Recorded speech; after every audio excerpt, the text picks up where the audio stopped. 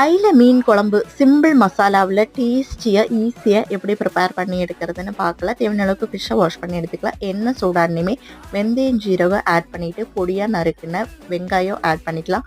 மல்லி கருவேப்பிலை ஆட் பண்ணிவிட்டு வெங்காயம் நல்லா கோல்டன் ப்ரௌன் ஆகிற வரைக்கும் எண்ணெயில் வணக்கி எடுத்துக்கணும். வெங்காயம் நல்லா வணங்கினதுக்கப்புறமா மல்லிப்பொடி மிளகு பொடி ஆட் பண்ணிவிட்டு தக்காளி ஆட் பண்ணிவிட்டு நல்லா வணக்கி எடுத்துகிட்டு தேவையான அளவுக்கு மசாலாவுக்கு உப்பு சேர்த்துட்டு பூண்டை நல்லா தட்டி சேர்த்தோன்னா மீன் குழம்புல நல்ல ஒரு ஃப்ளேவரும் டேஸ்ட்டுமா இருக்கும். பூண்டை தட்டி சேர்த்துட்டு மசாலா நல்லா வணங்கினதுக்கப்புறமா புளி கரைசலை ஆட் பண்ணிவிட்டு இந்த மசாலாவும் புளி கரைசலும் நல்லா சுண்டி நல்லா வணங்கி பச்சை மணம்லாம் மாறி கிடைக்கணும்.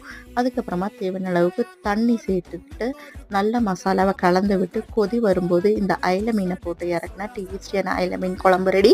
இந்த மாதிரி வீடியோஸ்க்கு நம்மளோட சேனலை சப்ஸ்கிரைப் பண்ணிக்கங்க. தேங்க்ஸ் ஃபார் வாட்சிங்.